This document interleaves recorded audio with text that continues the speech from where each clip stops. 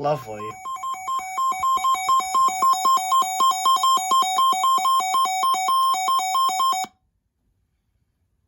The National Weather Service in Sterling, Virginia has issued a special marine warning for Tidal Potomac from Indian Head to Cobb Island, Maryland, Tidal Potomac from Key Bridge to Indian Head, Maryland, until 5:30 p.m. At 3:23 p.m., a strong thunderstorm was located 14 nautical miles west of Lee Sylvania State Park, moving east at 15 knots.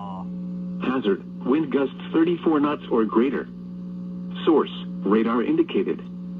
Impact, boaters and small craft could be thrown overboard by suddenly higher winds and waves capsizing their vessel.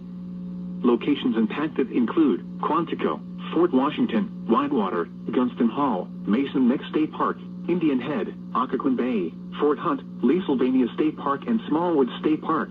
No, nice Move bridge. to safe harbor until that's not hazardous good. weather passes.